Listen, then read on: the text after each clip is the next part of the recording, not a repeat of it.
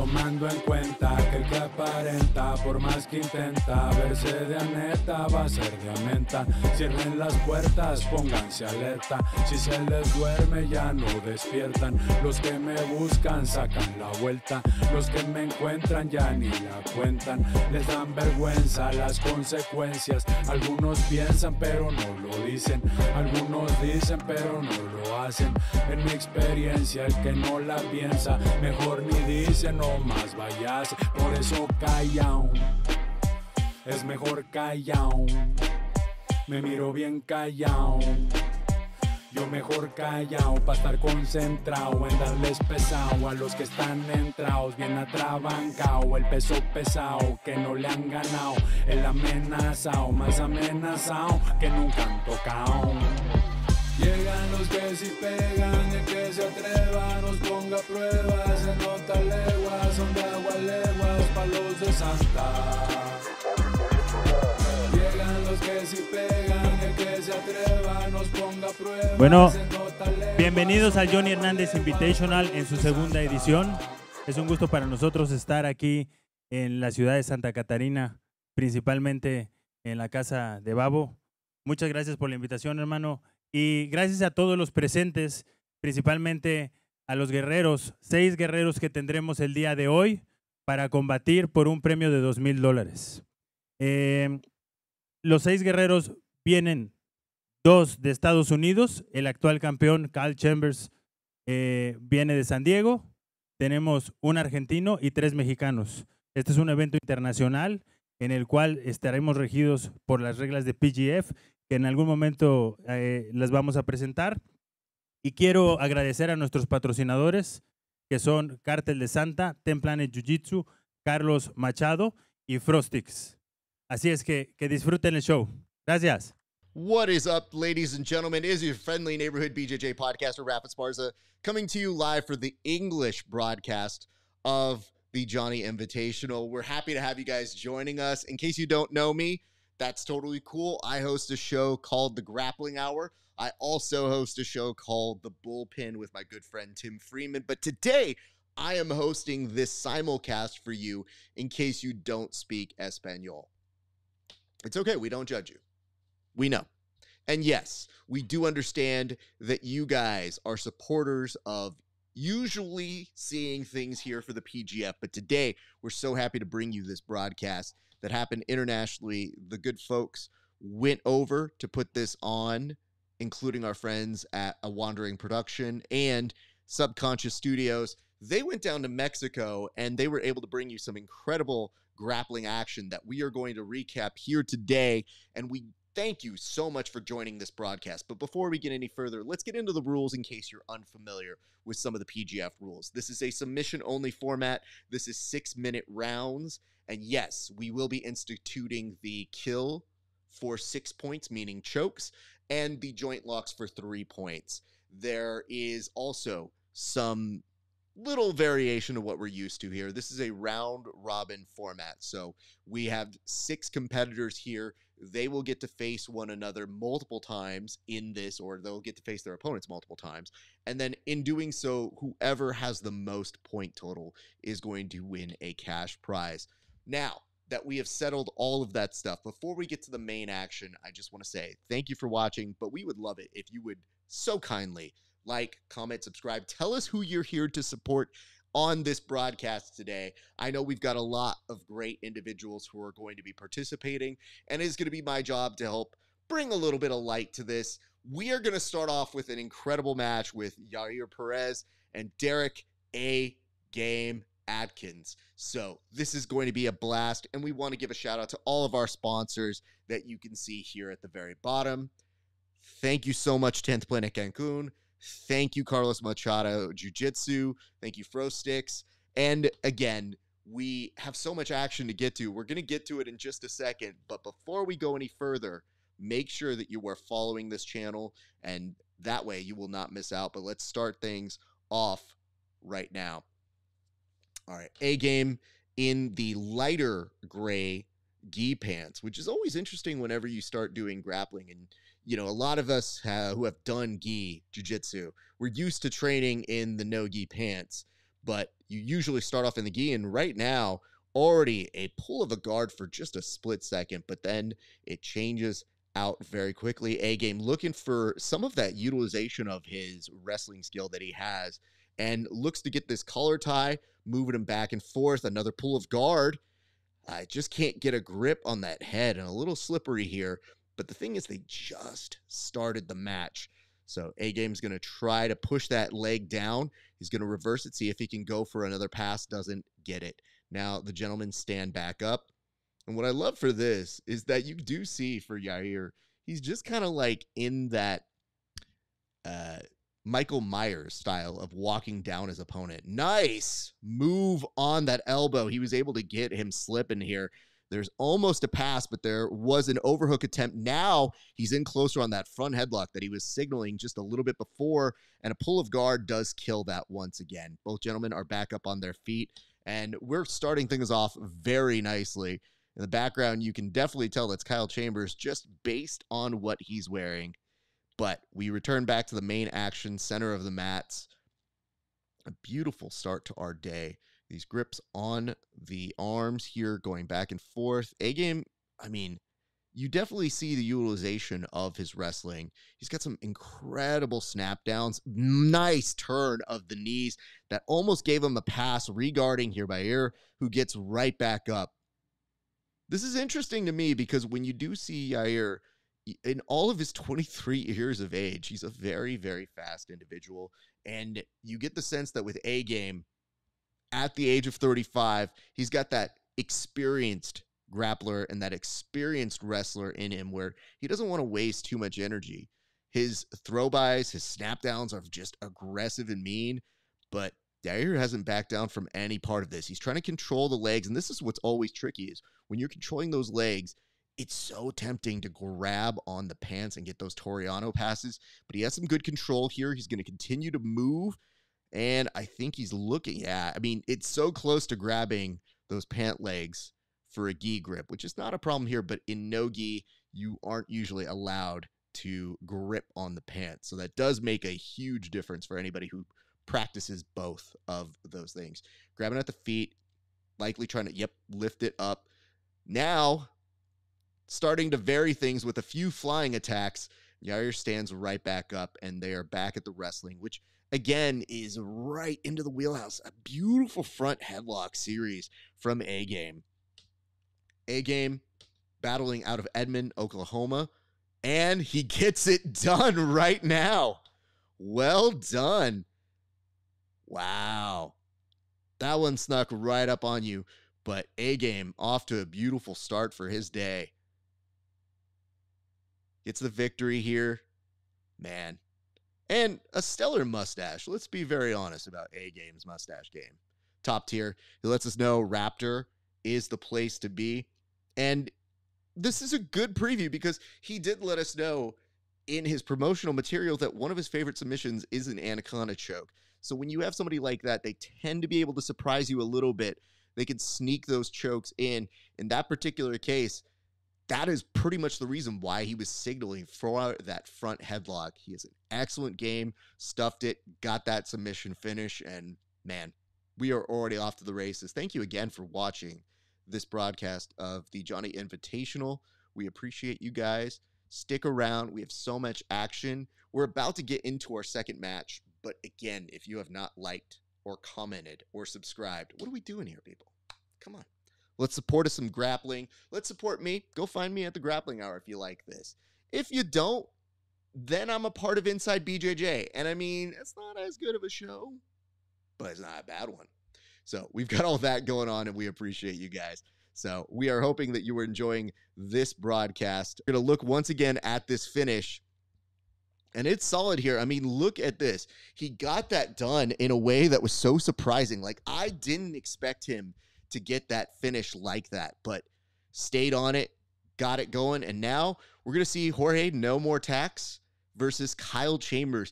Now, you have to figure, was No More first or was Tax first? Because Tax as a last name is a very interesting last name. Nonetheless, Kyle Chambers truly entering like an anime character with this coat, which, by the way, he pulls off fashion that the rest of us in this world cannot. I want to be very clear about that. I cannot wear the coats that Kyle Chambers does. Only he can do what he does. And, you know, it's the party favor of everybody here is with these gi pants. And Kyle Chambers wasting no time, going to a pulled guard, already trying to lift that leg, was maybe thinking about a triangle. Ooh, maybe in on this knee bar. Oh my goodness, for a split second, I thought no tax was about to get levied right there, but instead there is some back and forth, and now no tax trying to attack Kyle Chambers' leg. Kyle has no time for it, reaps over. No tax has again gotten out of it. Now a game of slight mercy as he's going to look to maybe lift that leg and try to pass. Kyle Chambers looking for some attachments here. Some excellent work from these two gentlemen within just a few seconds of work. Looking for a pass. This is one of the hardest people to pass. Kyle Chambers is incredibly flexible and creative with his attacks. So I think sometimes going tighter is a good approach for grapplers. The problem is, look at how he's already bringing that leg over. He's going to start attacking that arm. It is getting isolated and very in trouble here. So even though no tax, still doing a good job, Kyle has to abandon that. You never quite feel out of danger with Kyle Chambers, but no tax might be in on a pass. He looks like he has gotten both knees over. And yes, he has secured a pass on Kyle Chambers. Well done. Has this body lock across. So now you're noticing like he is just nudging his way slowly up, and Kyle Chambers so quick to bring that over. And yes, the leg is over that arm. That is in danger. There is almost a go-go clinch here that could be finished. Kyle Chambers trying to amp things up, and you are noticing, wow, stellar work here by our camera team following this action. Beautifully done. Kyle Chambers takes a moment to even acknowledge, hey man, that was pretty good, as he puts his rash guard a little bit further down. We go back to the action here. A little bit of pummeling on the arms back and forth. I have to say, no tax has shown some excellent passing work. It is frustrating to go right back down there again, and I do appreciate the foot being moved back and forth. The last thing you want to do is stay too stationary where your opponent can get too comfortable on how they can attack you, especially somebody laser quick like Kyle Chambers. But no tax doing a good job. I like that. Jorge has been training for over 13 years. He is a black belt out of 10th Planet Cancun. And for him, seeing how he plays this, it is very, very fun to watch him put that pressure down. And I do want to actually make one slight adjustment. We did earlier say that the Anaconda choke was the favorite of 1A game, Derek Atkins. It's actually Jorge Tax's favorite. So my apologies if I misspoke on that one a little bit earlier, but we correct our mistakes as they're going here. Kyle playing from that half guard, trying to get an underhook. Doesn't quite have it yet. A pummel again from 10th Planet Cancun's Jorge. No more tax. Thought about looking to attack that leg there. It's difficult because you really don't have too much to go off of. Now, he may have an ability to work an outside pass. Kyle abandons that grip, resets right in front of him. What I love about Kyle is his ability to make sure, if you notice, he keeps that chest over his hips, which gives him so much more of a base. And now sticks a foot out. Jorge was thinking about maybe dropping back for a footlock, but that is a nasty endeavor for somebody who is so good at a counter game. That underhook by Chambers knocks down the balance ever so slightly of Jorge, who keeps thinking about these legs and maybe thinking to drop back for a footlock. There is a potential heel hook there. He has to abandon that. And Kyle Chambers trying to position that left leg as incomplete. Thought about trying to get his base knocked off. Doesn't quite get it there. He's pushing on the feet. Now from here, has the right foot up on the hip as to block him from advancing. And it's so incredibly fast. Looks for an inversion. Thought about trying to grab that leg. It's a little south out of a break, but Kyle Chambers wants to hold on to it because I think this is where he tends to do some of his best work, and it's incredibly fast if you've watched any of his matches before. I like the foot positioning here by Notax by trying to make sure that leg cannot advance. So he was basically using it on the inside of that knee. He steps back up, looks to go again for the pass. Chambers puts some frames up, stops him momentarily. This is what gets exhausting. But if you notice, since we are playing more of a round robin format, if you don't end up getting a submission, it sometimes is the equivalent of a loss. So you really are trying to get some kind of break, some kind of kill in order to secure your place as a points leader. And right now, thought about working on a pass. Kyle doing an excellent job once again of trying to break that down. He's over, going for that go-go clinch one more time. This is vital. This is something that you would need to do. But again, if you train within the 10th planet system, it is a trick that you're used to. The question is, can you stop it when the stakes are this high? Chambers has a good bite, but it's tough to say if he's going to be able to finish it. It is a great grip. He has that hand on that foot. He can't quite get the extension to create anything more than just an inconvenience, and they are going to go to time. A nice show of respect by both gentlemen here, but that was a very, very solid matchup between those two. They were very, very well put together on that. So both Notax and Chambers start the day off with no points. It's no more, as in no more points, unfortunately, for Jorge, but a very solid match. And again, Jorge has been training for 13 years. You see every bit of it on that mat. Kyle Chambers, a longtime favorite in the professional grappling world.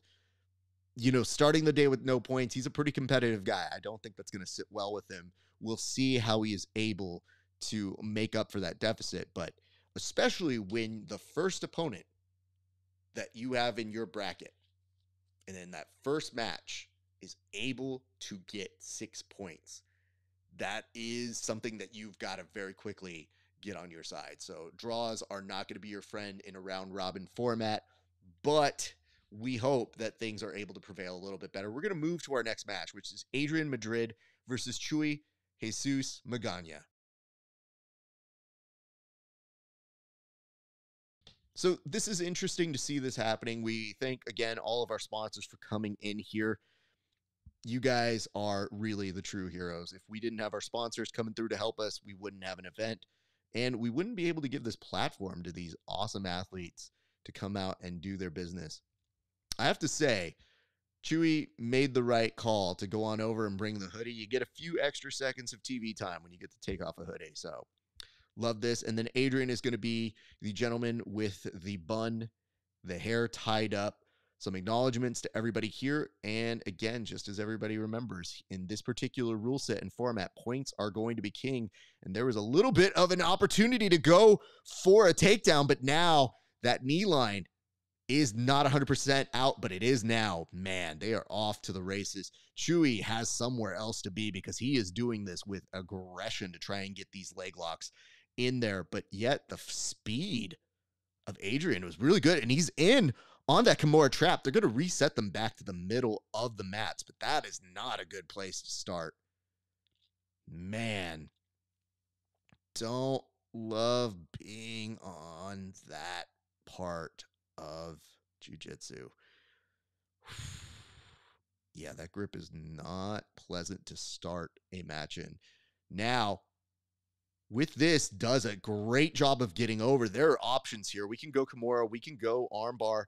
Tariqa Plata is always in play, but in this particular case, he gets lifted there. You can't really slam, but you can make sure that if it does get too compromised, they have to let it go if they get above in the normal PGF rule set. However, nothing doing here just yet. Chuy doesn't want to give up in this situation, but that grip is loosening and now responds with a beautiful drop down into a heel hook. He's got some time. He's trying to correct the legs here. They're going to probably go out of bounds one more time. He knocks down the balance. The referees are waiting to see how they want to call this one. I think they're trying to lock up the position. Nope, they're saying you guys play through. Still good. And we are making sure that Adrian doesn't go into the planet section, but that is going to get the finish right there. Chuy stays on it. And rightfully so, that is going to be a break for him. So that's going to be 3 points for Chewy. Adrian, kind of in a tough spot. When you get that close to the edge, you are thinking about, I don't want to go into those potted plants. But Chewy was in his rights to go ahead and stay on that position, gets the finish. That's going to put 3 points on the board for him. These are massively important moments. Now, look, this is what we were just talking about here. Chewy's staying on that leg, doesn't let it go. He makes sure that he gets the finish. Now, again, watch this. If you see him extend the legs out, you're going to see Adrian try to address the legs, and in doing so, he moves his knee in a way that allows Chewy to break down the posture. And now, once he breaks him down and he loses his footing, there's really not much you can do. At that point, your knee's turning in a way that's not great for you, and it's bringing a ton of torque that is going to make life miserable if you don't end up tapping right there. Now, mind you, because this is a round-robin format, you have to think, how does your body stay in play for the rest of this tournament? You have to make sure that if you are tapping in time so that you are able to play the rest of the event out. So even though it might not necessarily be something that you want to tap to, you do have to think logically, is that going to be something that you want to end your day on? Especially when you're guaranteed some other matches. So excellent play here. We have 2 folks who are on the board as a reminder right now. So you did see, I believe it was Derek A-Game who was on the board a little bit earlier. And you did see Chewy get on board. But let's take a moment to talk and check out what our sponsors are all about. Everybody says this trap life is easy. My name is Frody, and let me tell you one thing. This trap life ain't easy. That is fro sticks and no sticks for life.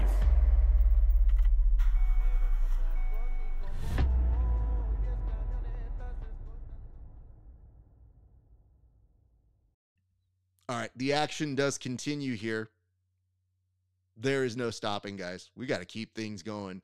We want to say thank you for watching. Like, a comment, a subscribe. It helps us here at the show. Helps you guys. If you like me a lot, go check me out at the Grappling Hour. Appreciate you guys. My name, once again, is Raf Esparza.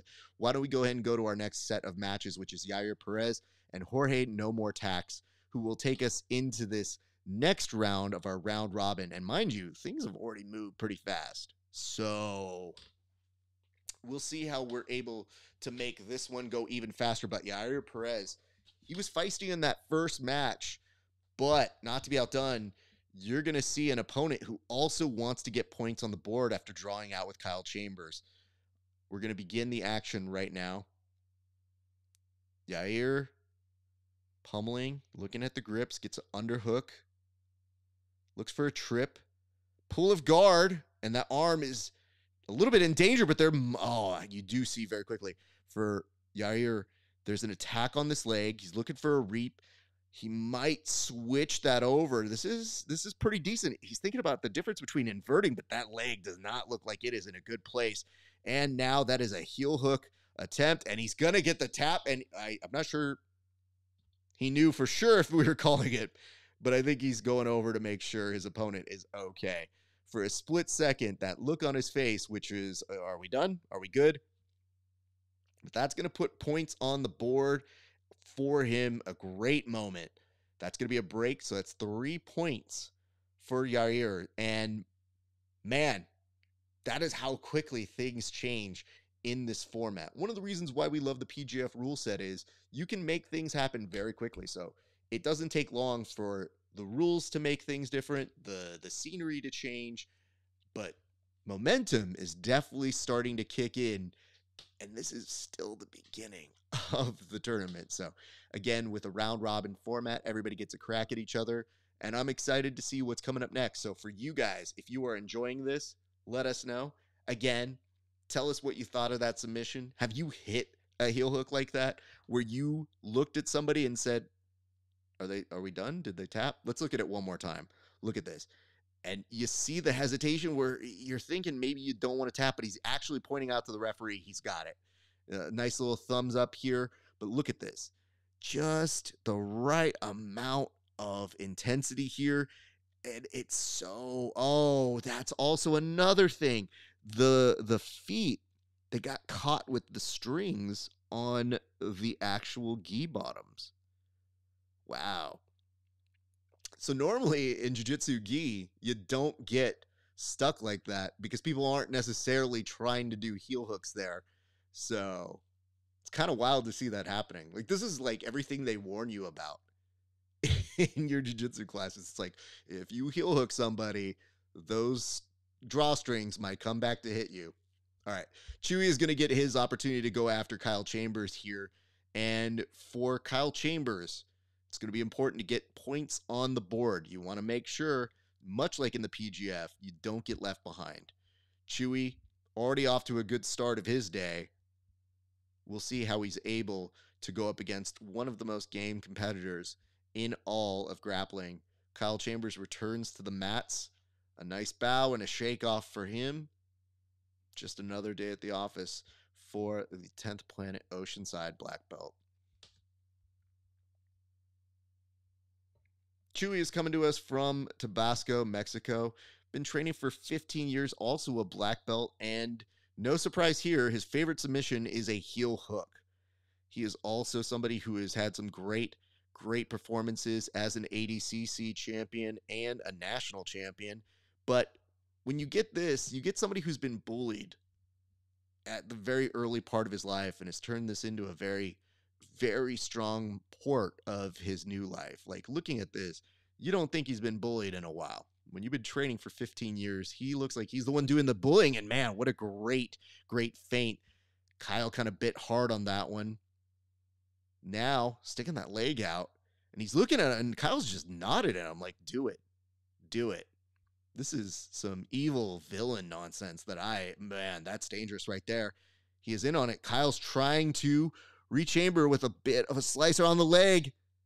I think he was thinking about tapping here. I mean, Kyle's putting a little more on it, but I think Chewy was eating it for a while, and he might be out of immediate danger as the grip from Kyle is a little bit looser.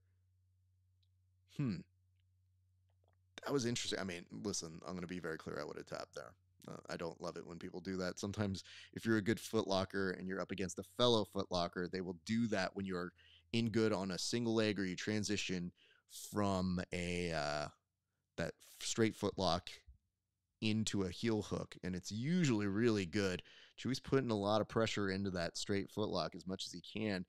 It's a little more difficult when somebody has their arm through your knees. You want to be able to push down pressure on that knee. And in doing so, there's a little bit of a block. Kyle going full saiyan right there, and now leaves the foot out. And that's the thing. They leave sometimes these very solid footlockers. They leave out part of their leg as bait. And right now, Kyle Chambers is in trouble. He's trying to ring out. He does manage to get out of it. They reset them on the middle of the mats, but that gets the crowd to clap for a little bit, and they go right back to action at the center of the mats. People who can play this loosely with their legs make me wonder how we're all going to be able to walk in like our 60s and 70s. Like, how are we going to explain this to our future children and friends when it's like, well, one of my fellow friends also busted my leg, and that's why I walk with a limp forever now. But jiu-jitsu glorious forever, pain is temporary. Kyle Chambers trying to maneuver the legs back and forth. A little bit of a leg pummeling there, doesn't quite get on the inside. Now, another slight game of mercy. Tall people are very difficult to pass guard. Right now, Chewy, he's trying to put some extra emphasis on that leg. And a lot of it, it's just like an initial bite. He puts a little bit of work there. Kyle looking for a slicer, as if almost to get a reaction off of it first and then figure out how he's going to grip the knees to create that bend. So he's definitely a shoot first, ask questions later, but this might actually be a decent opportunity for Chambers. He's got a reap over. It's a strong grip. He's getting closer to his side. The other foot not quite there to help and support. Now he throws it over. Chewy looking to grab his own grip on the leg. Kyle lets that go. And just a little bit of gamesmanship between these two very solid leg lockers here. Chambers thought about, don't love seeing a leg do that. Kyle doesn't even care. I think at this point, his legs have just become rubber. Now, it was a better start for Chewy. And Chambers thinking about extending this leg almost akin to a knee bar, switches it over, passes. It's a little shallow, but what he lacks in it, he's now rechambering as they go up against where the TV and the monitors are. And it's unfortunate because I think Kyle feels like he's got a solid... Oh, for a split second, the way the microphone was planted, it looked like they were going to interview someone's ACL. I think this is just coordinating where they need to reset. It's actually very pleasant. Everybody's being very nice about it. And again, we welcome you to another installment of the Johnny Invitational Hernández. Thank you guys for joining. My name is Raf Esparza. We are currently watching Kyle Chambers trying to finish. See, again, it's so difficult in that slight repositioning. Now, it's a little bit easier to get out of. I do wonder if Kyle Chambers was wondering if he was closer and didn't have that ring out there, if he might have been able to finish it. Chewy now he put a little heat on that. Kyle Chambers, though, very quick to react. Now coming in with a solid attempt here. He's doing it. I mean, Chewy's doing a good job of pushing off that leg, trying to keep Kyle from really putting more tension to it. But I think they're both running short on time. Even with the resets, you get the sense that they might both be coming up with zeros in this match. Even though it's been very, very interesting to see. It's technical and it's a little bit of that chess game. Kyle trying to leave a great statement here, but all we're looking for are submissions. So if you don't get submissions, you don't get points. And listen, Chewy can hear what I'm saying here because he wanted to put one last attempt on the board. Doesn't get it there, but man, a fun and tense match. Really good back and forth. Again, the Wakanda Forever X lets you know that nobody is walking away with points there.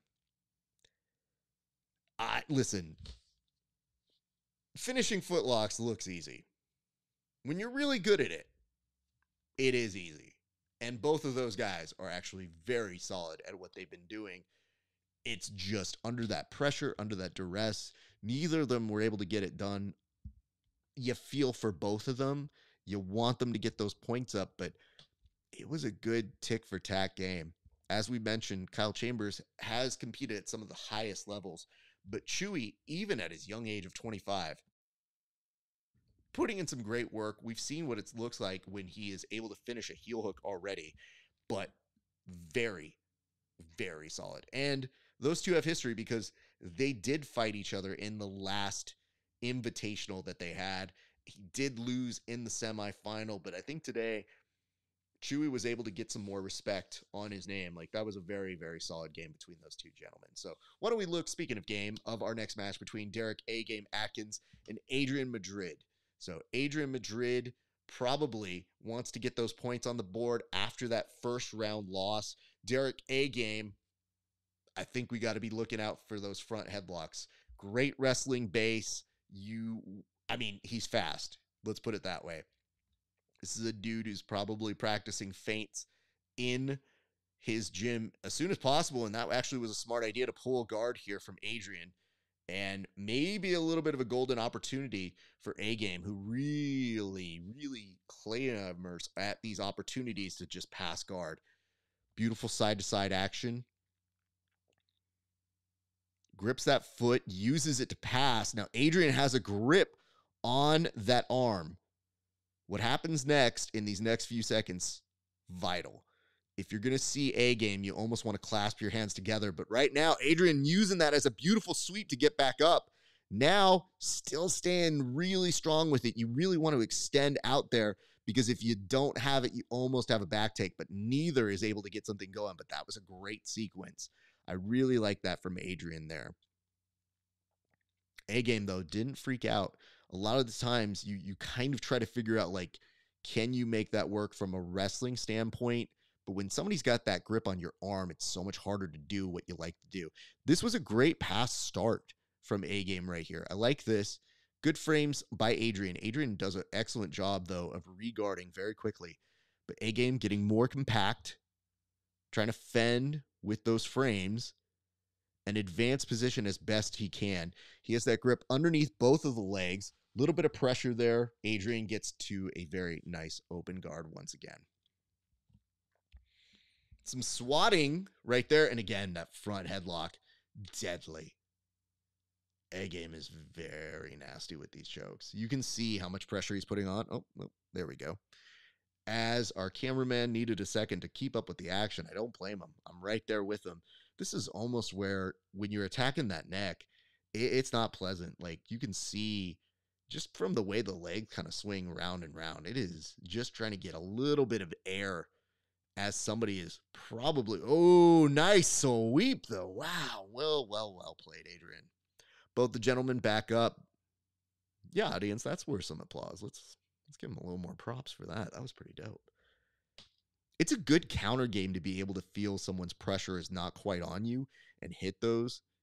Definitely worth its weighted gold, especially when you see that somebody's so good at attacking the neck. It seems to be the bulk of A-Game's like secret weapon, one might say, aside from his jiu-jitsu. But of course, A-Game representing that Raptor jiu-jitsu, also under the lineage of Carlos Machado. Needs to be, his arms are perfectly safe. He's good here. Yeah. He's really, I think he's really solid at understanding it's not worth it to fight and stay there for too long. So A-Game kind of understands this is submission only. You want to kind of throw as many attempts as you can rather than just staying in one position and seeing if you can find a pass from there. Doing an excellent job. Cardio for days. All right. They return back center of the mat. Adrian's going to opt to stand up with him. And he uses it as an opportunity to pull a more aggressive guard. A-Game has a beautiful passing opportunity here. Also, with a slight ability to attack that leg. But I think he's using it more to just get by. But this frame by Adrian Game is incredibly solid. Stayed with him the whole time. It is very tough to do when somebody's putting that much force and really trying to make sure that you don't pass. Once again, maybe looking for that kind of Kimura grip or going over the arm. Doesn't quite have it yet. For Adrian, I think the difficult part is you don't even get the opportunity to sweep. You're just so in the moment, you don't really have time to set up anything. And that's only been kind of a benefit for Derek in this match. Going right back to those front headlock attacks. There's always guillotines. There's always Japanese neckties. There's stuff to do, and just ragdolling his neck here. Yep. Nicely done. So this time, he's got a beautiful grip. This is a great way to dump your opponent and then switch to a Dars, but he's not even interested in waiting at this point. Just forcing a choke to see if that can get some reaction. And you're seeing, I think at that point, Adrian was looking to fight the grips, but in trying to regain the grip here for A-Game, doesn't quite have it, has to let it go, but is monitoring him to make sure that he can stay right on top. So A-Game did have a very solid start, got 6 points on the board, but if he gets no points here, some of these folks might have an opportunity to get 2 breaks and tie right back up with them. So this is the stuff submissions are submissions. You want to get points on the board no matter what. But because kills are so much more valuable, there is a reason why you are seeing A-Game really invested in trying to get these front headlock chokes. Or when he does get just a few seconds to attack that neck, it's part of the reason why he's staying so heavily on it. Because a format, a rule set that puts you right there, it's worth trying to do it. But if you get to the second half of a match in terms of time, yeah, you definitely want to get at least something here. And I think that Adrian's been doing an excellent job of fending this off. I think he might have been watching that first match and realize this is a guy who really likes to play off of that. And it looks like, yep, we have exceeded time on that one. Unfortunately, no points for either opponent. So both of them draw out in that round. Some exhausting stuff here, guys.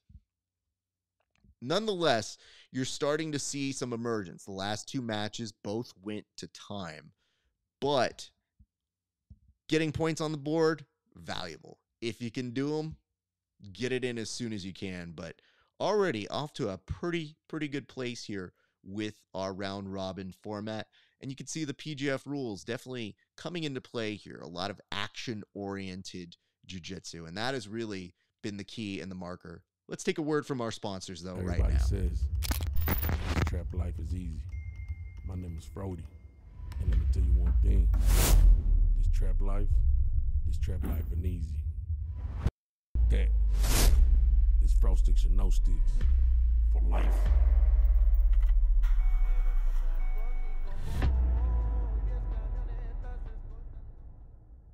All right, and we are back. Thank you guys for staying with us. My name is Raf Esparza. I am walking you through the English simulcast of the Johnny Invitational that happened over in Mexico. We want to give a big shout out to all of the great people who are behind this. This is a Wandering production in association with Subconscious Studios, but the action continues. We don't stop here. Chewy is going to be taking on Yair Perez. Now, this should be an interesting match because both of these boys have vengeance in their eyes. They definitely want to make statements here at this invitational. And, you know, points matter at this point. So if you're watching how this is going, I think we're trying to keep tabs on how many points everybody has here. So letting our guys know what exactly they're getting into here. Because as much as this is get a submission if you can, it's reminding people that there are stakes in these round robin tournaments. So if you don't come away with points like some of the last competitors in this particular round, you definitely want to come in with some more.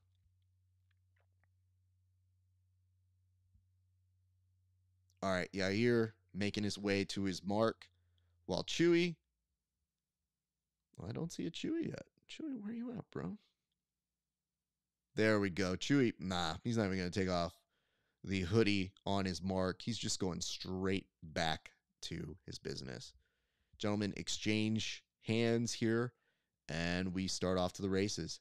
So this will begin 6 minutes worth of action. Thank you again for watching along. If you like this action, be sure to like, comment, and subscribe. An attempt here for a trip by Yair. Doesn't quite get it. A pull of guard. We're already looking to go straight into leg lock territory. Woo! And I think we might be in. Nope, it's a little shallow. It might be out, but it doesn't mean you're out of the woods. A rechamber, if he can stay here, he does get it in a good place. That might be decent enough. It's not fully in. He passes it over to the other side. Now, in transition, that leg is a little more loose, but it is not out of the woods yet. The referee looking to see if they want to stop it, if they go too far out of action, but that leg is just a little bit outside of the break point. It's so difficult because when you are in those positions, you don't want to give them up, but you want to stay on it and make sure you give it the exact opportunity you can. That's some bend. There's looking for a toe hold here, almost a variation between a toe hold and a heel hook. Just whatever it is that can get you points on those boards. Referee is taking a moment. They're going to reset them back over in that same position. So they're taking a second to explain exactly what position they ended up in. And they're going to cart themselves on over to center of the mats. It's so difficult because you don't want to give up any part of this. So this is why they speak so proficiently about the particular placement of the legs, the arms. And listen, there's no contesting here. Yeah, that's not looking great. You can see the grimace on the face. But these are two leg lockers who just kind of are having a shootout in front of us. That leg might be out. But you'll notice he doesn't quite escape it because he keeps thinking he's got an opportunity to attack on his own right. So this is not really something that either of them want to concede. Now we're just looking to see who can implement their takedown. Once back up here, they can implement their footlock game. Grabs the leg, has a good bite here. That might be good enough. Does get the tap. Wow. In that transition, stays with it. And I think that leg might be compromised now. Yeah, again with the round robin. Don't love to see opponents hobbling like that around, but let's take one more look at this finish. Love the setup, love the entry, and I mean, waste no time. That bend that happens. Just look at how the knee turns in that transition. So he's going to grab his grip. When he goes, he moves nicely with it, but now watch how the knee is placed. So it doesn't look like it's the worst thing in the world, but that knee is turning in a very aggressively bad state. So, eek. Well, we'll see if that has any major implications for the rest of the tournament. I would be done. If that happened to my knee, I think I would be telling the guys at the desk, it's been fun. Thank you for the opportunity. Also, my MCL is non-existent anymore. So it's been fun. Gotta go. Yeah, that's tough. Well, anyway, a good event so far. And we did say a little bit earlier that somebody needed to put points on the board. That's going to be another 3. So keep that in mind as we move on. And I think we're ready to see the next round, which is going to be Jorge No More Tax versus Derek A Game Atkins. And what's great about this is you can say No More versus A Game. We're just going to go nicknames on this one. What's the point? If you have a nickname, we should go by that. And I think A Game is a great, great nickname. Having said that, now looking at No Tax. No Tax really up against the gun here. I think he really needs to get some points on the board. Derek still has some, but you're noticing from that last match, you don't want to stay in just 6 points, especially when people are starting to break people's legs here. And you know what I love for this? No Tax seems really content on playing some wrestling with A Game. I think both of these guys are probably out here trying to give you bang for your buck.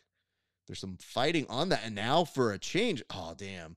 You could see the referees trying to just keep them in bounds, but these boys are getting after it. Some forehead wrestling. It's posturing. Great grip on that elbow. Looked for a Russian. Didn't quite get that. Returns back to it. Has time, but can't quite circle out. Might be looking for a trip, but in doing so, might be giving up part of that outside single opportunity. Nobody quite can get there just yet, but A Game definitely looks like he is part of a fire station somewhere out in Oklahoma. That's the kind of mustache only firemen can have. No Tax doing a great job of just hanging, bringing a lot of his weight down on A Game. It doesn't seem like it's a lot right now, but the longer somebody hangs on your neck, the worse it's for your lower back, and it really does take away a little bit of your wrestling. So it is with great purpose. That duck under was not quite there for A Game, but the speed is. Just excellent reps every single time on that.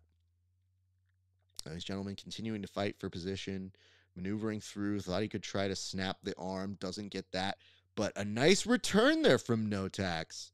You know what's great is when you can see what your opponent is really good at and really play well in their facility. Derek has been dominating on the wrestling side throughout, and now he's got a game competitor, but spoke too soon. No Tax thought for a second of playing from guard, but really wants to make a statement on the feet. He really wants to go back to this wrestling. And now look at that little shake that you do when you start aggressively going after the neck. That is not fun. We'll tell you from personal experience. But this might be the kind of opponent you want if you're Derek. You really want to test your skills. You want to see that you're the dominant wrestler. Wrestlers really gravitate to that. A drop to the knees. He was looking to attack and swipe at the legs. Doesn't quite get it. Both these gentlemen moving. The only thing that gets a little concerning about this is pace. We've seen Derek continue a heavy, heavy pace throughout all of his matches, but that starts to add up. When you have a round-robin format, you're likely doing 5 matches. Depends on injuries, we say that. But you're likely doing 5 matches, so being able to keep that pace up for 5 matches is exhausting. And yet, in that particular case, for a split second, Derek actually had that front headlock that has proven so helpful for him in his previous matches, but can't hold on to it. And Notax now able to get his own snap downs as they go off the mats. I mean, no blinks of any eyes there. Everybody knows exactly what they're getting into. Some attacking on those grips. Once again with the Russian that can't quite take advantage of it, but uses a great snap down there. I mean, just looking at the margins that happen, very aggressive, and it's timing. If you can time these out very well, you can make your opponent look like they're flying. Ooh, that's it. How he ate it a little bit, but couldn't quite capitalize. Now, both these gentlemen really giving us a great demonstration of wrestling and stand-up. The issue you're going to run into is we do need points. So for a submission-only format, this is almost more for bragging rights than it is for strategy. Obviously, you need to get your opponent down in order to make something happen, but if you can't get points on the board, it is a great demonstration of who is the better wrestler. But this is more of a jiu-jitsu competition where you're trying to figure out who's the best jiu-jitsu practitioner for this rule set. A little bit of a push, doesn't quite get him off the mats, but everybody returns center. And, you know, not for nothing, this referee's got his work cut out for him. He's going to make sure that these boys stay within the realms of the mats. And you could see that little bit of taxation, if you would, on A game. I mean, it is so exhausting that I think he really is starting to feel the effects of having that heavy there. He goes in for a shot, and Notax almost stuffed it, but A game insisted on using it to pass. Now stuck in this almost half guard.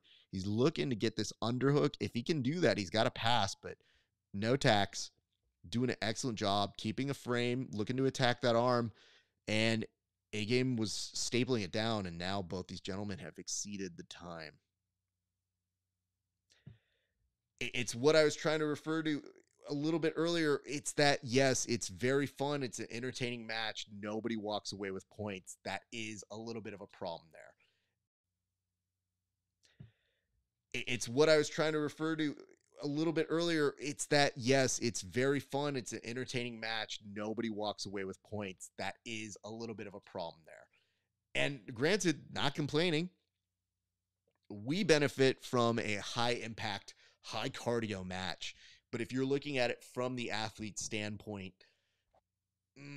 a little difficult to kind of come back from. So another match with no points for either of those gentlemen, but a lot of respect for both of them. And I was very surprised that Notax was in there, really in the thick of it. But we're going to move on to our next match. This one is Kyle Chambers versus Adrian Madrid.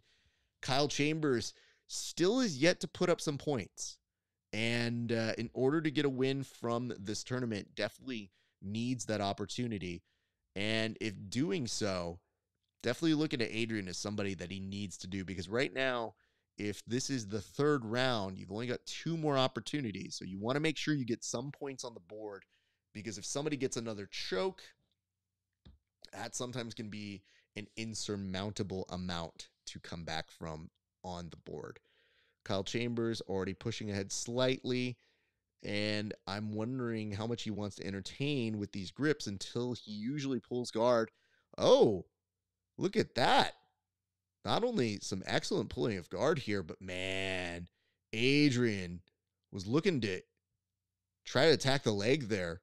Great back and forth. Adrian had a bite. Kyle Chambers in on a heel hook, now looking to attack. Had to let it go. I thought for a split second he might have even been transitioning to a toe hold. Action was fast on that one. All right. Both gentlemen settling into their pace right now as Kyle Chambers pushes him out. Again, one of the best leg lockers out there. And you got to appreciate when these guys see somebody as storied as Kyle Chambers and say, you know what, let me try to footlock him. Of course, Kyle Chambers will tell you his favorite submission is a go-go plata. We did see hints of it a little bit earlier in his first match, or it could have been his second match. My apologies if I got that one wrong. But what you find from this is he's playing really tight, and he's playing to the point where he wants to get that separation, and you're seeing the Adrian grabbing the back of the neck as if to make sure that he doesn't have the space he needs to finish off these footlocks, the space he needs to finish out any of the leg attacks that he's been doing. And Kyle already proved a little bit earlier, he's not afraid to go slicer on you. Some bend there, but nothing quite enough to support it on the outside of that leg. That's the beautiful thing with magicians who have leg lock abilities. Like, they can make stuff happen that doesn't necessarily make sense to the average practitioner, but are magical within their specialties. And Kyle is a very, very specialized individual with that. Kyle Chambers, of course, is somebody who is the current Johnny Invitational champion. It's competed in just about everything. EBI, Combat Jiu-Jitsu, UFC BJJ recently, and obviously has wins over Tackett. Ooh, both Tackett brothers. Looking to see this entry now in on a leg lock. Might be able to attack this into a heel hook. He's got a good start here. Adrian's really got to be careful on how much he's doing that. He was separating that foot, brought it on the outside, but Kyle is getting each one of these reps, extends that very long leg out that can sometimes off balance somebody and put them off. Ooh, that was actually pretty impressive. It's so weird because sometimes Kyle is so long. Every once in a while, one of his opponents will have a grip just because of his own lankiness. They aren't always able to do something with it. Kyle seems very at ease. But in this particular case, Adrian had a couple looks. There's some disagreeing, or at least some shaking of the head on where they are positioned. But Kyle gives the thumbs up, lets everybody know this is where they're going to go. Here's the good news that you should know about Kyle Chambers. Win or lose, he's going to have the best food out of any of the human beings here. That man can put away food in a way that is concerning. That's the good way to say it. Kyle, putting a frame off on Adrian. It's going to be hard to figure out where he wants to go next on this. Adrian thought about it for a split second to go over, try to attack the foot. Feels like bait. And I can't blame him because really you are looking for some kind of weakness on a footlocker. And it's not like it can't happen. It's just Kyle doesn't care. He's literally leaving his feet out as that kind of opportunity that opens him up. Can't tell if he's smiling here. Oh, that is going to bring it to the end of regulation. I think both these guys are kind of surprised by the amount of time. Kyle's looking up at the referee being like, was that really the amount of time? I think that's going to do it for that match. Time flies in these. Wait, nope, just kidding. Not the end of the match. Okay. Now I think they're just going into a penalty. Here we go. Okay, so this is where if there's no action, you can get a shot clock violation. If you get a shot clock violation, you then are giving up a referee's position, which is usually a huge get, but on that one, Adrian got out of it. Now has an opportunity to attack Kyle's leg. But Kyle, in with his own attack here, had to abandon that. Adrian keeps looking back at that heel, wondering if he can make something out of it. Kyle stiff arms on that face and just loses the grip. Kyle putting everything into re-gripping here. Had a heel hook, thought about it, might stay with it. Oh, Adrian might be in some big trouble here. Adrian trying to fight the hands, and man, just some of these pushes that Kyle does off the face, they're very aggressive, very, very important to do. Yeah, you can basically palm like a basketball every one of these athletes' faces. What's happening, I think, in this particular case for Kyle is it's hard to get these finishes with another practitioner that sometimes knows your game or just knows how to spin out properly. And a lot of these guys, they have complex games where you really need to put them away. Like, you need to almost break them. And now they reach the end of regulation.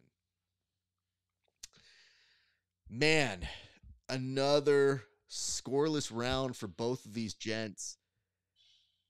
It may essentially take them out of the tournament, but 2 more rounds to go through, and you're definitely going to be watching with some bated breath because, again, if you get 2 chokes, anything can happen, but you do need to kind of start figuring out a strategy that's going to get you more chokes than breaks. Breaks will only tie you at this point going forward. So we're going to keep an eye out on how that is going, but so far, some really cool moments here at the Johnny Invitational, and we thank you again for playing along with us and watching. We'd love it if you guys could give us a like, a comment, a share, tell people about this. If you're enjoying this content, let us know in the comment section that you would love to see this again, because I think it's kind of cool when we see a lot of mix of talent of folks that you do know and folks that you get to know. So that's what we hope to do here with this Invitational. And yes, there is a beautiful Spanish version in case you just can't stand my voice. That exists. You guys can go check that one out. I would hope you like my voice, though. If you don't, and I get it, sometimes people don't love that, you might want to go to that one. So go check that out. There's a Spanish simulcast that you can watch. And in the future, I'm sure we'll all be replaced by AI. But in the meantime, you got me, Raf Esparza of the Grappling Hour and the Bullpen, walking you through the action here today. And I appreciate you guys hanging out with us. We've got more action, though. You don't want to go anywhere. And in fact, that action's continuing right now. We're going to move on to Jorge No More Tax versus Chuy Jesus Magana. And No Tax might be in a spot where not only does he need to get points on the board, but even if he doesn't advance, he could still be a spoiler in this. So he could be somebody who really changes the direction of how the rest of this is going. But for Chuy, things have been going pretty good for him. He's definitely been an aggressive member as he gets a little bit of what might be good. Let's see. I don't know. But gets a little bit of energy before he makes his way onto the mats. Guys, you got to stay hydrated out there. Get your electrolytes in. And we go to our next round. A very telling round. So No Tax really needs to do something vital. You definitely at this point need to start thinking more chokes even than breaks. But if you can get anything on the board, that's great. And this is a little dangerous for No Tax because Chuy has been so good at attacking these legs. So I don't know how much you want to stay here, but No Tax has been very tight in his passing. I really do appreciate that and getting to watch his attacks here today. Of course, Jorge has been killing it throughout his time in jiu-jitsu. He owns a martial arts academy in Yucatan and competes professionally in jiu-jitsu and MMA. That's really cool. And, you know, when you ask, do you have any hobbies aside from what you do here? He just put MMA. So there really isn't much else for him to do. That is his hobby, is just competing and doing this. But right now, Chuy looking to attack that leg. It's a little out, but he's recalibrating. That's looking pretty good. I think No More might just be there and gets, wow, submitted in that last second right there. Chuy is in a great place. Gets another submission. Wow. Chuy is a reckoning. That is really great jiu-jitsu. Excellent break mechanics there. Let's look at it again. He actually has the opportunity to just basically take his time toward the end. And No More looks at it, knows he had it. He had to tap to that. But look at this. I mean, just the grimace. Right before you do a heel hook like that, you make that grimace. Oh, that's going to hurt in the morning. Do not like that. If I am no more. But we've learned a lot about no more today. We've seen that his tightness when he's there and he gets really into like this very ball-like passing structure, he can be very good. And it's usually when you just get up a little bit and give that little bit of space that things can be problematic. But Adrian Madrid is taking on Yair Perez, and this should be an interesting match between the two gentlemen. Adrian, again, with the bun, the hair in the bun, looks for a takedown, kind of gets it as Yair looks to pull guard at the exact same time. So again, Adrian also in need of some points on the board. Yair just aggressive from the get-go. Goes into a butterfly guard. Takes a second, thinks about it, contemplates life. Wants to make sure all is good. He's got a grip over that, into that armpit. Just holding it for a split second. May look to get some extension here in a short amount of time. But for Yair, seeing him out this way, this is what's interesting about him. Yair's only been training for 3 years, and yet already is putting out some great jiu-jitsu in a short time. And at the same moment, you're looking at somebody like Adrian Madrid, who comes to us from Argentina. And when somebody answers the following question, approximately 15 years, when you ask them how long have you been training, as a dude who's been training for a while, can't even put a number on it. But his favorite submission is a Kimura. Right now, looking more like he wants to finish with a rear naked choke. Does not have both hooks in, has one under, but that can still work. It can still be made possible. He adjusts. We'll see if he's able to get the second hook in. Still has some grips. Beautiful attachment on that wrist. So making sure he's staying there. He's going to get this second hook in right now. And he's going to have some time, almost with a modified power half, as he's now attacking the chin. Eek. Ooh, good timing there by Yair, though. That almost is a sweep, but Yair now looking to attack the leg. Adrian almost out, but just kind of in that weird spot where he's Yair just nodding like, yeah, I know. You're stuck here. The tongue is out, looking for a toehold. Doesn't have that. Adrian probably better suited to coming up if he can. I don't know that you really want to finish off of a heel hook, but hey, it's points on a board.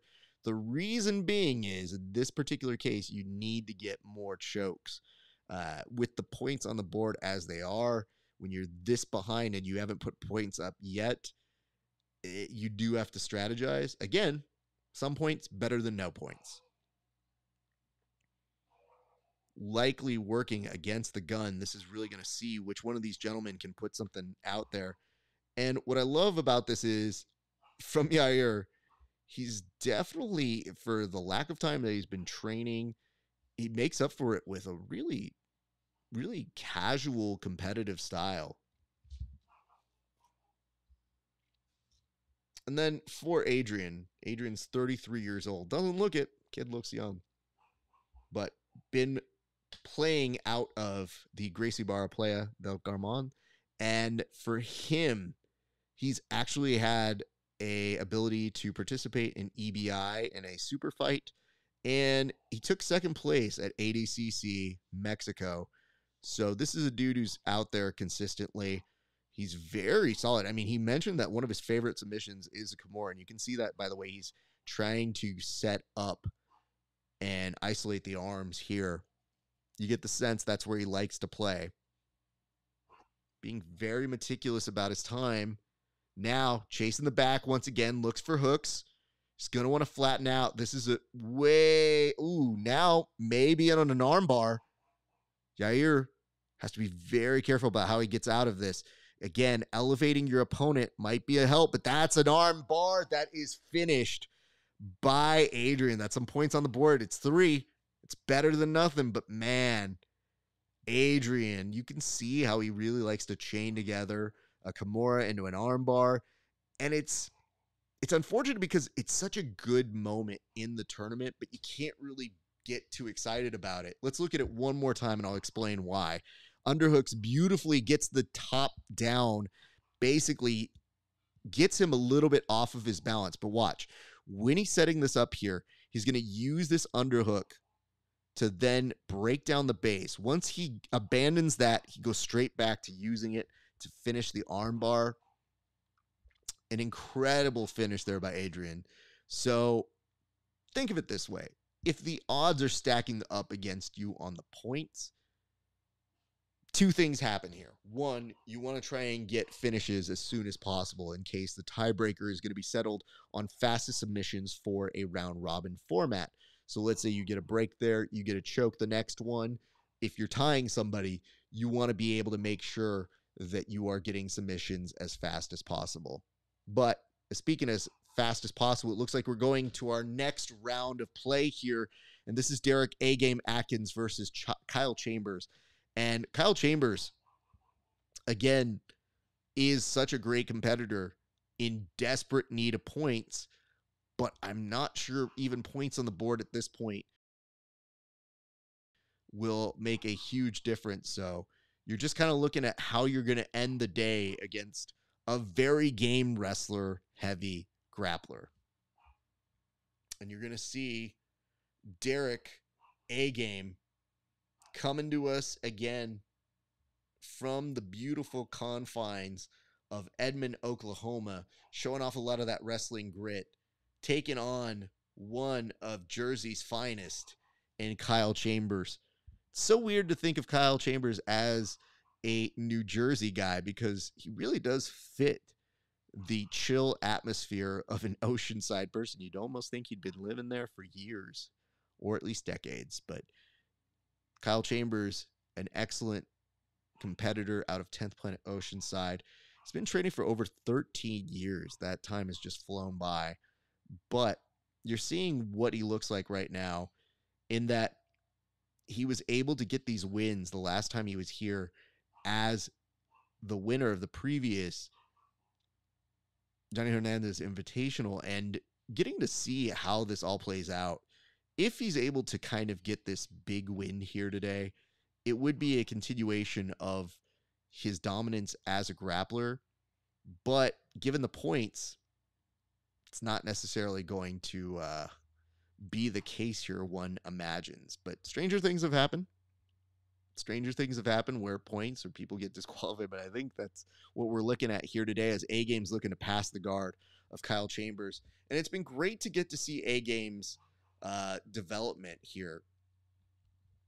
This is an individual who wrestled until college, in case there's any discrepancy on thinking this dude was a wrestler. And then he practiced MMA after the season ended. But you can tell that this dude's aggression has been well-versed in as many different facets of competition. He's been a college wrestler for the UCO, more than 40 fights in MMA, kickboxing, and boxing. That might also explain the gas tank for days. And he's had several titles in different styles.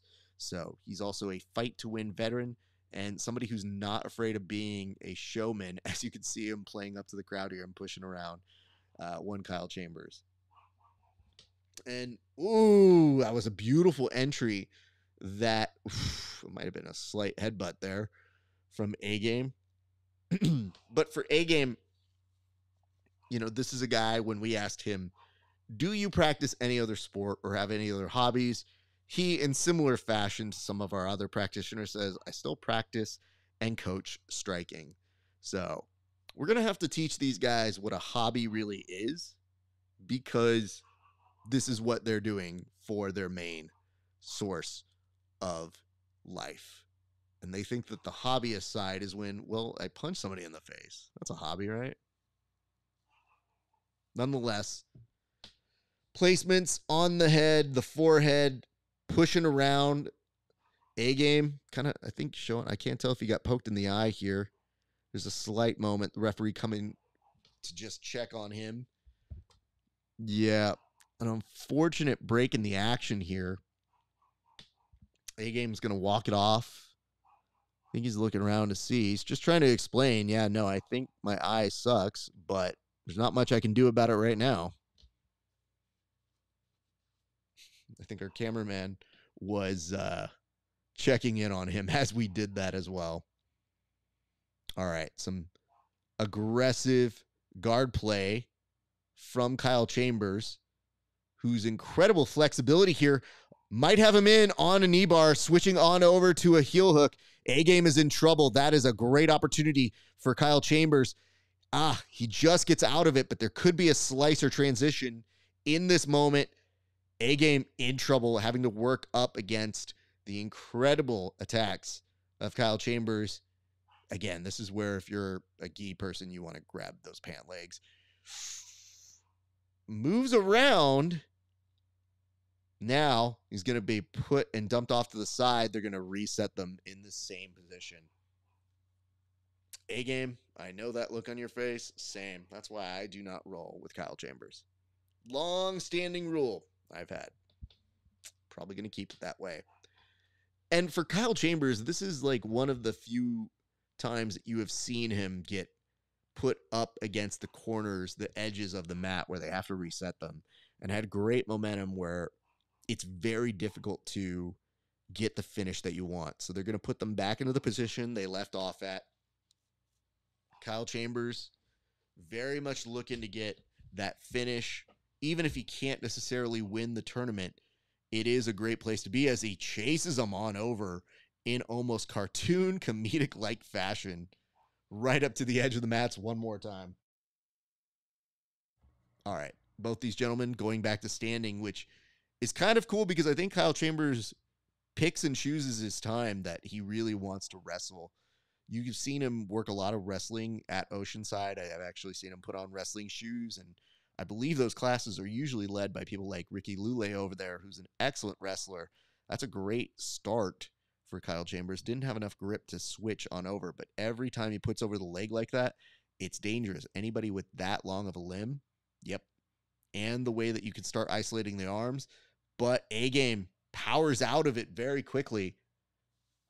And Kyle Chambers invites him to come into my guard, bro.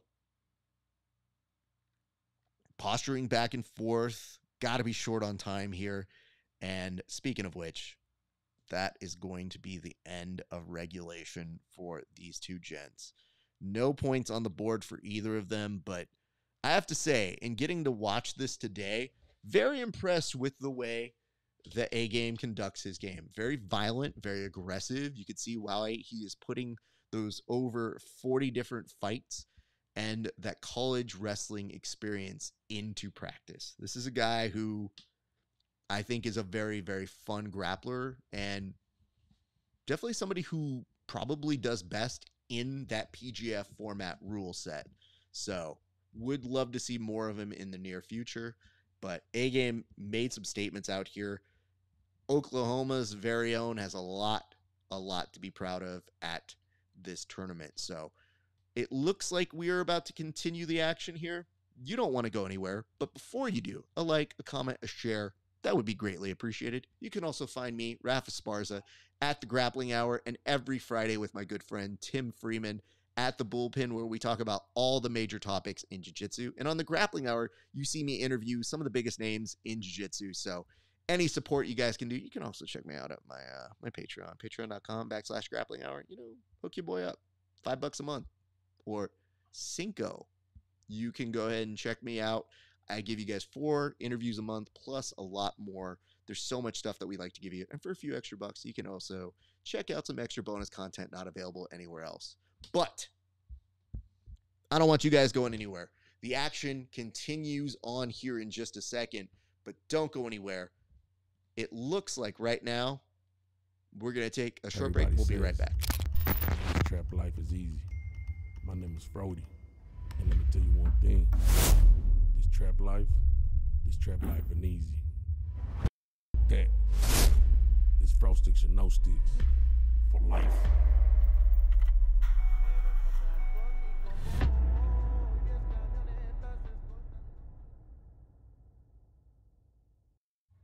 All right.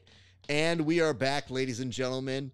We want to thank all of our great sponsors for making sure that we are doing a event that is worthy of them. So shout out Carlos Machado, shout out 10th Planet Cancun, shout out everybody who's been a factor in this big, big event. We love you guys. And we hope that the Johnny Hernández Invitational is one that you have enjoyed on this beautiful day. But this Johnny Invitational, as I like to call it, if you would, has been a great display of what makes the PGF rules so much fun to play along with and watch. And as we are doing this, get to know these gentlemen. We've had 6 competitors here today that have all done some incredible work. But just as a reminder, the gentlemen that we've had on here have been Yair Perez. We've had Derek A-Game Atkins. We've had Jorge No More Tax. We have Adrian Madrid.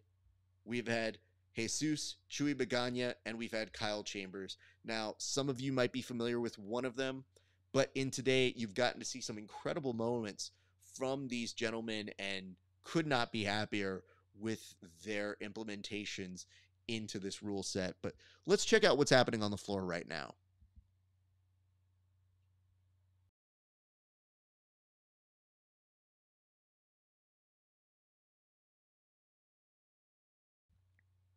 All right, we continue on with some more action as you got, I believe this is Adrian and No More Tax about to get to work. Adrian coming off a pretty big moment in that last one. Getting that armbar was an impressive moment for Jorge. And yet, at the same point, I'm sorry, that was for Adrian. Adrian came off that huge armbar. Now looking to attack the arm of No More Tax. Goes into the guard. Yeah, Adrian got off to a little bit of a slow start earlier. And No More Tax has been incredibly tight. We mentioned that multiple times throughout the day. Look at that grip. That is so akin to a gi player by Adrian.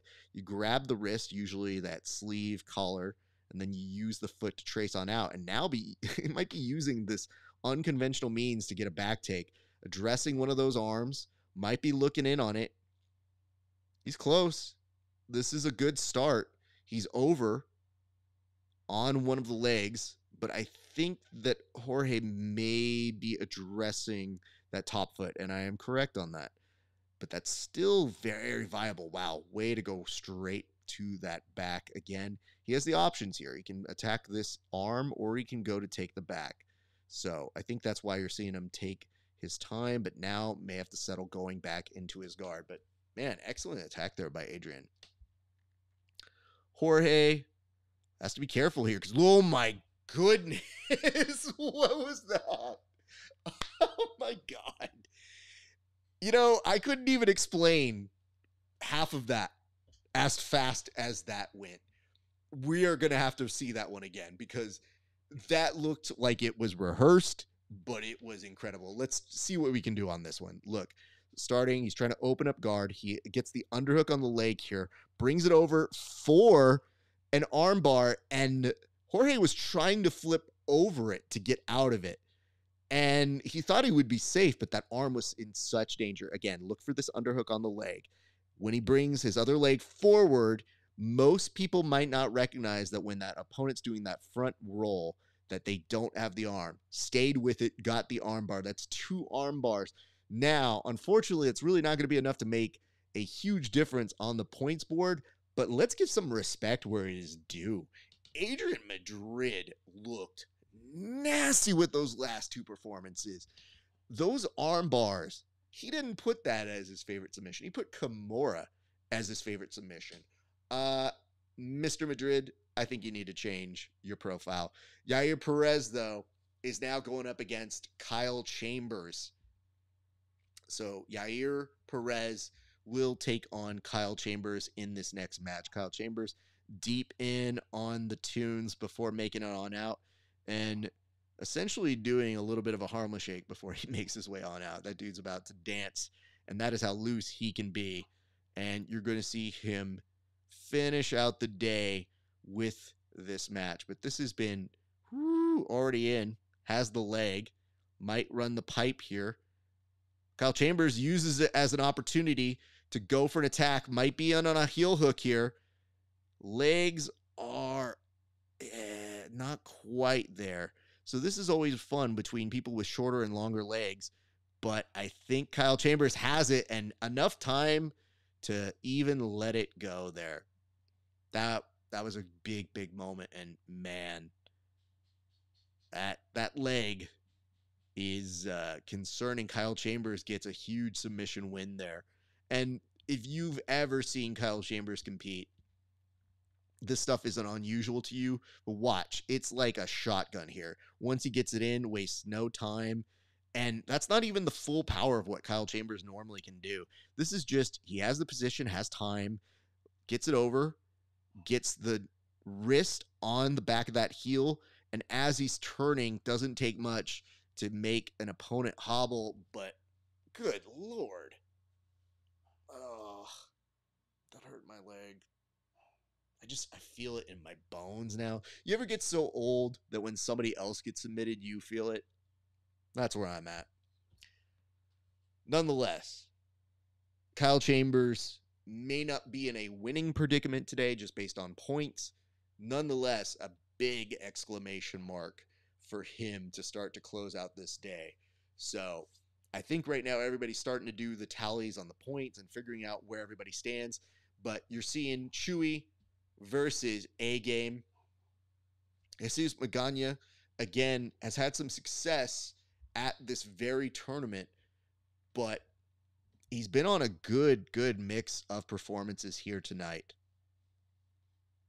Again, this is somebody who has fought Kyle Chambers in the last edition at the Johnny Hernández Invitational, and he did lose in the semifinal, but he's got a very solid competitor in A-Game who has been a very solid wrestling machine, very fun to watch.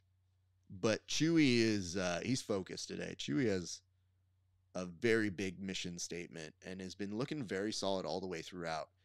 If you're Chewy, you almost, you get the sense that with a wrestler, you can do that. You can try to get that respect on his name. But Chewy's game has been such a target of the legs. And right here, nice rip and grip over by A-Game, who's really happy to continue winning on these wrestling exchanges and putting that aggression, that style, that pace on an opponent. But Chewy not really wasting too much energy. He's almost like he wants him to get the wrestling out of the way so he can go straight into what has been proving successful for him throughout the day. Has a grip on the back of the head.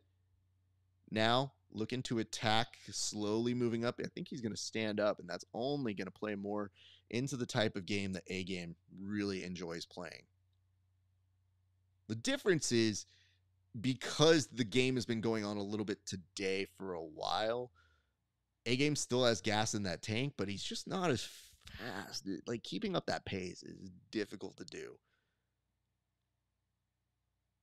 Chewy looked for an arm drag, didn't quite get it there. Looked for a blast double there. Doesn't quite have that. And again, this is just what happens when you have multiple matches per day. Like, this guy has got energy for days. A wrestler never is afraid of a challenge. It's just with somebody like Chewy, who even himself can get some of these trips or at least close on them. Like, it's a good statement to make, but Chewy just kind of walking him down. Now pulls guard, has a grip on that arm. You're going to see him switch to the other arm. You do get a sense he looked on over maybe for a sweep. Didn't quite have that. Beautiful movement by A-Game. And this is really kind of like one of those last impressions you get. We haven't seen a lot of time for people to really have time to think. You know, you're either drawing somebody out or you're getting submitted within like a heartbeat. And these submissions at this pace happen so quickly. Again, bringing it over that leg. You could almost see him looking to shoot that arm and try and take that arm home. Thinks about it again, but A-Game is very fast still. And A-Game just kind of like coming in like a fighter airplane right now. Just throwing in as many spam attacks as possible. The difficulty is just that he's not connecting on a pass. It's difficult to flying attack, but I think they're going to call for stalling here. And it's going to be difficult. I think A-Game is going to be contesting this, at least for the onset. Similar to the PGF, when there is no action or you start to back up a little bit more, that's when they do call for stalling on you. It doesn't mean that you aren't moving. The question is, what directions are you moving? If you're moving more backwards than forwards, it is difficult. But now that arm is in danger. A-Game really has short time here, as it looks like that armbar gets finished in amazing fashion. That pretty much should seal the deal for the day. I think A-Game's still a little upset at how the shot clock played in his position, but the shot clock, it's meant to incentivize action. And what I was saying a little bit earlier is just how impressive he can be with that rule set. But right now, you know, major props to Chewy. Let's look at this again. Watch this. He's got the arm. He's making the adjustments, puts the foot over, crosses the feet, and is able to do it with a giant smile on his face. Let's look at it one more time. Brings the leg over, brings him onto his back, has time to adjust, starts leaning to the side, brings the foot over, crosses the feet, extends the arm, and doesn't have to do much, because at that point, you don't want to have your arm get broken. And what an incredible run here, and an exclamation mark for him on what was already a very impressive day. Of course, this is the second edition of this tournament. Thank you, big in debt to all of these sponsors. You got Fro Sticks. You've got 10th Planet Cancun. You got Flow 20 Farms, Carlos Machado Jiu-Jitsu, and just so many more individuals who have played a role. Our thanks to all of you guys for watching today. I think we have some formalities to do here in a second, so we're just getting everybody in position, but just an incredible day of jiu-jitsu. It's been really fun to see all of you guys joining us and hanging out with us. We appreciate it. Before you go anywhere, though, we got a little bit of show left, so you don't want to leave at this exact moment. You want to stick with us, and as I got to remind you guys, a like, a comment, a share, whatever it is you got, give it to us, because we're putting this on for you guys in the hope of growing jiu-jitsu in New Mexico. This is a fun tournament. We really like how we were able to do this round-robin format. It's a little different than other major showcases or platforms, so it's our hope to do more of them in the near future. The only way we can do that is by your continued support and love. So check us out, like, comment, subscribe wherever you can. It does mean a lot. And right now for us, as a reminder, my name is Raf Esparza. Check me out at the Grappling Hour and on the Bullpen on Fridays. But let's go ahead and go over to the mats to see the official presentation of our winner. Ok, muy bien. Pues hemos hecho el conteo de los puntos. ¿Y a quién le van? México, Estados Unidos. Obviamente México, ¿verdad? Chuy Magaña, el campeón, con 12 puntos. Este es el premio de $2,000 que viene por parte de Carlos Machado Association Templan Jiu-Jitsu. Bien, le hacemos entrega de su cheque de $2,000. El campeón Chuy Magaña. Chuy. Bueno, la verdad es que estoy de pocas palabras, pero les agradezco mucho que hayan venido.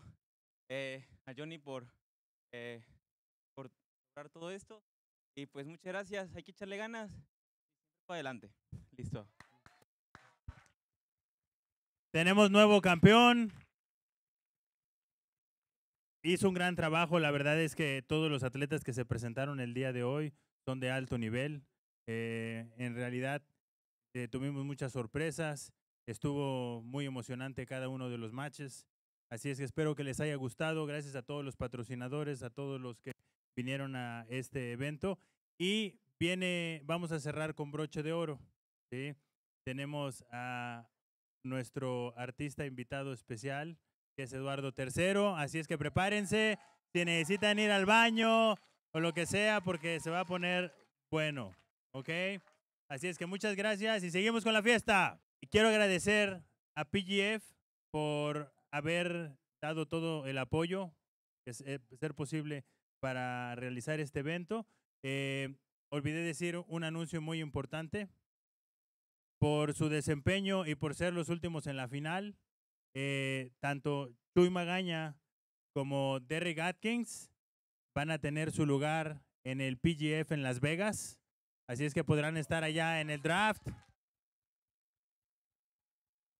I'm going to say it in English, brother. Yeah, I'm going to translate it now. So you're going to get your spot at the PGF, brother, because you did a great job, okay? So, y por último, antes de empezar el show con Eduardo, quiero agradecer. Babo, gracias, carnal.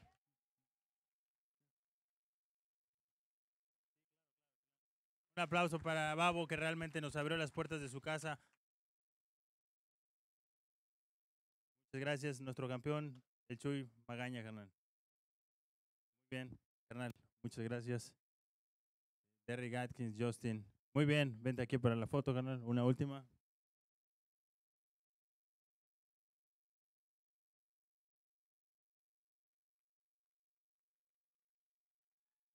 Muchas gracias y seguimos con la fiesta.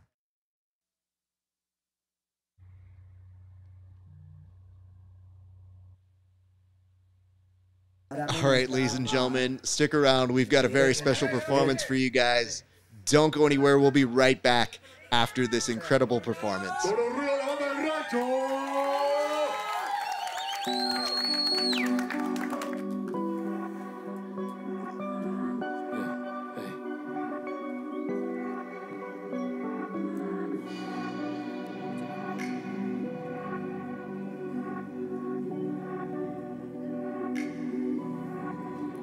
Esa baby está muy rica cuando nos sopamos, me baja los psiquis, ey. Cumplo su fantasía, soy fan de lo kinky, no tengo problemas, pues soy igual de friki. Esa baby está muy rica cuando nos topamos, me baja los psiquis, ey. Cumplo su fantasía, soy fan de lo kinky, no tengo problemas, pues soy igual de friki. Una baby anormal, un culo fenomenal, una mirada letal, una enferma sexual. Para mí no está mal, para mí no está mal. No quiere que la respete, me quita el cinturón, se divierte con el juguete. Me pide que me flete y en mi cama se somete. A veces en la cara y a veces en el retrete. Se pone bellaca como Jerry Traca. Le gusta lo chaca, que se ve mi placa. Le gusta lo tú, todo lo malandro. Un perro de crew, lo que anda cenando y ese es su mood. Belleza del hood, ya quería una loca, loca como tú.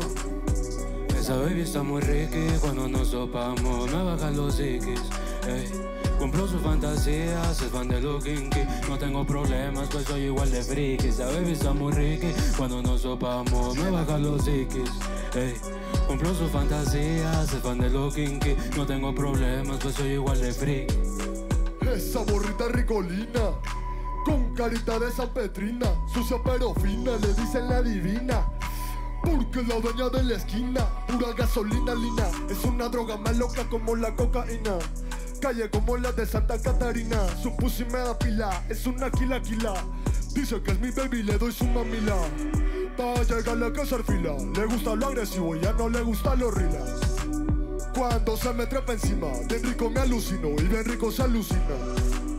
Me tiene mal de la cabeza, a ella todo le combina. Me la come, me la chupa y me la besa y de una me fulmina. Esa baby está muy rica cuando nos topamos, me baja los psiquis, ey. Cumplo su fantasía, soy fan de lo kinky, no tengo problemas, pues soy igual de friki. Esa baby está muy rica cuando nos topamos, me baja los psiquis, ey. Cumplo su fantasía, soy fan de lo kinky, no tengo problemas, pues soy igual de friki. Me mandó su pack diciendo que quería parir. Ey, le dije que le pa' rancho, aquella Colin Mari.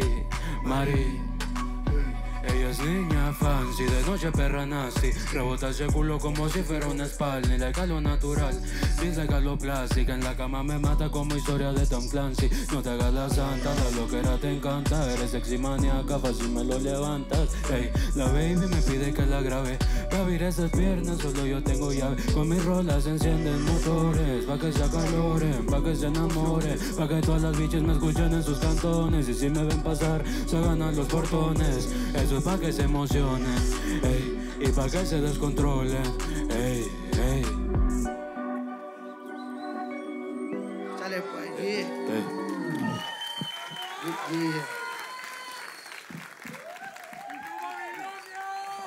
Puro Babilonia, ya se la sabe.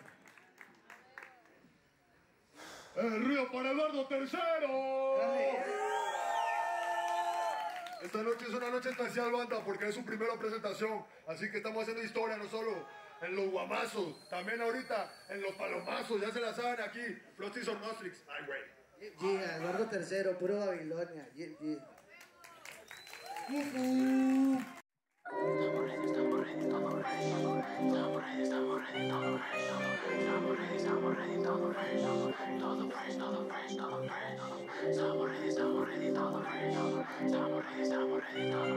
Sobres porque estamos ready, perro.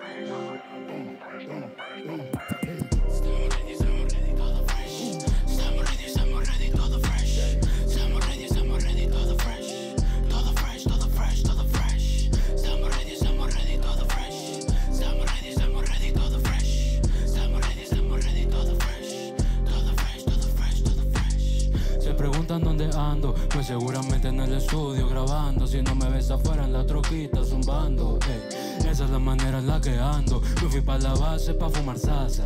Me puse tan high que ni sé qué pasa. Saben que en los pies cargamos la grasa. Esa lírica adictiva saben que lo sobrepasa. Do de par en party, sumando con las mamis. Hace calor aquí, como si fuera Cali. Dando rol en el Cali, así me siento bien. Loco por los jumpers, estoy viendo 5D. Ando de party en party, sumando con las mamis. Hace calor aquí, como si fuera Cali, dando rol en el Cali, así me siento bien. Loco por los jumpers, estoy viendo 5D. Estamos ready, todo fresh. Estamos ready, todo fresh. Estamos ready, todo fresh. Todo fresh, todo fresh, todo fresh. Ey, wey, ya salí del break para romperles el culo como Kendrick con Drake. Los veo estresados y yo comiendo con flakes. Gatito, gatito, dime cuál es su name.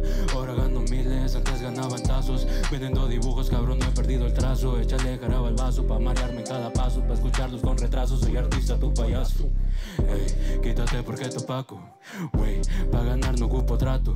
Ey, porque mi don es escaso. Ey, desde los 14 en Honda City, aventándome rimas explícitas. Con el sonidón que los pone frikis. Me saludan al diablo, Hello Kitty. Ando de party en party, sumando con las mamis. Hace calor aquí, como si fuera Cali. Dando el rol en el Cali, así me siento bien. Loco por los jumpers, estoy viendo en 5D. Ando de party en party, sumando con las mamis. Hace calor aquí, como si fuera Cali. Dando el rol en el Cali, así me siento bien.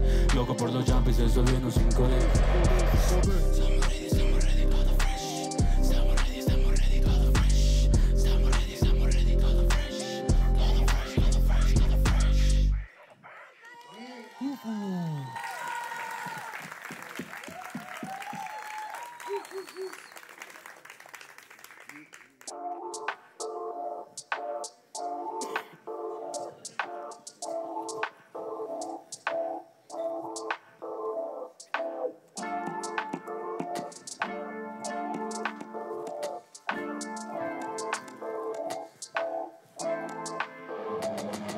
Sabía que eras pa' mí desde el momento que nos vimos. Dale, vístete, ponte el perfume Valentino. Tráete a tus amigas que ando ready con los míos. Que no dejo de pensar cuando cruzamos camino. Te movías slow, te brillaba el gloss. Y yo como un loco pensando en amor. Cuando te acercaste se sintió el calor. Solo pégate, y date una vueltita pa' ver cómo es. Mami, es que no dejo de pensarte. Solo con mirarte me doy cuenta que eres arte. Ey, solo pégate, y date una vueltita pa' ver cómo es. Mami, es que no dejo de pensarte. Solo con mirarte me doy cuenta que eres arte. A ella no le importan los vivibles. Ella lo que quiere es que la traten bien. Vamos a gozarla, mami, de una vez. Así que móntate que ya no hay después. Dime si prefieres, baby, un rico botella. Sabes que por feria aquí nada nos frena. A ella no le gusta Versace ni Bottega. Ella usa Jordi y sí que se ve buena. Bailando en la bocina mientras quema. Pa' olvidar los problemas, ey. Te doy toda la sema, donde sea sin pena. Ey, te la voy chupando screws, rápido y smooth. Fume, fume, fume en el cuarto como Snoop. Adentro de Hot Boss cambiamos el mood. Mami, sabes bien que eres mi chica de hood. Te lo hago chupando Scoot, rápido y smooth. Fume, fume, fume en el cuarto como Snoop. Adentro de Hot Boss cambiamos el mood. Mami, sabes bien que eres mi chica de hood. Te movías slow, low, low, low, low. Te movías slow, te brillaba el gloss. Y yo como un loco pensando en amor. Te movías slow, low, low, low, low. Te movías slow, te brillaba el gloss. Y yo como un loco pensando en amor. Solo pégate y date una vueltita pa' ver cómo es. Mami, es que no dejo de pensarte. Solo con mirarte me doy cuenta que eres arte. Y date una vueltita pa' ver cómo es. Mami, es que no dejo de pensarte. Solo con mirarte me doy cuenta que eres arte. Pégate.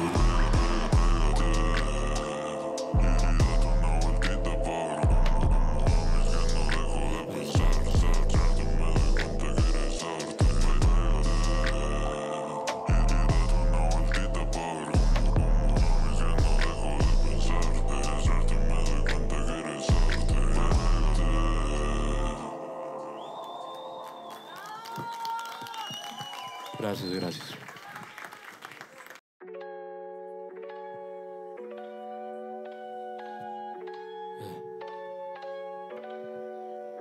Eres más pendejo que el hijo de un político. Te tope de frente y te deja en estado crítico. Que me tengan envidia pa' mí ya es algo típico. Tu morra me reza como si fuera algo mítico. Presumes que soy coach. Yo tengo en el closet empolvándose el alibutón. Y una trocona pa' brincarme el camellón. Donde tu hoe la mamá, mientras me doy un blon. Mientras fumo un blon, presumes que soy coach. Yo tengo en el closet empolvándose el alibutón. Y una trocona pa' brincarme el camellón. Donde tu hoe la mamá, mientras me doy un blon. Mientras fumo un blunt, all eyes on me, you eyes on me. Tengo a todos pendiente a mí, que soy un mamón apático. Dirás lo que sea, pero de humillarte me hice fanático. Eres mexicano, pero dicen que tienes pito de asiático. Dejarte en ridículo me sale automático, casi sistemático, Sigue con tu befi dándote sexo oral, pegándose el culo como si fueran Christian. Mientras me cojo a tu ruca por delante y por detrás. Porque no le das como se le da, soy Eduardo III. Vengo a poner cátedra a los culeros. Wannabe raperos no tienen futuro ni de tiktokeros, Presumen de dinero pero con la cuenta en ceros. Ya nadie es real, ya nadie es verdadero. Yo suelto mis barras para que guachen lo que tengo. Y al perro que se ofende que me lo mame entero. Y yo soy el hijo del loco más loco que nació entre putas, drogas y cholos. Al final es la que porto, siempre orgulloso, nunca la escondo. Yo soy el hijo del loco más loco que nació entre putas, drogas y cholos, Presumes que soy coach. Yo tengo en el closet empolvándose el alibutón. Y una trocona pa' brincarme el camellón. Donde tu hoe la mamá, mientras me doy un blon. Mientras fumo un blon, presumes que soy coach. Yo tengo en el closet empolvándose el alibutón. Y una trocona pa' brincarme el camellón. Donde tu hoe la mamá, mientras me doy un blon. Mientras fumo un blon,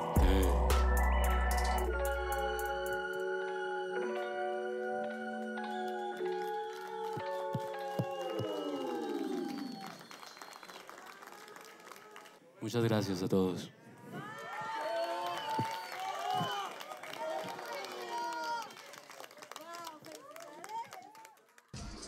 All right, ladies and gentlemen, thank you so much for joining us on this very special preview of what you can expect, I believe, at the next Johnny Hernández Invitational.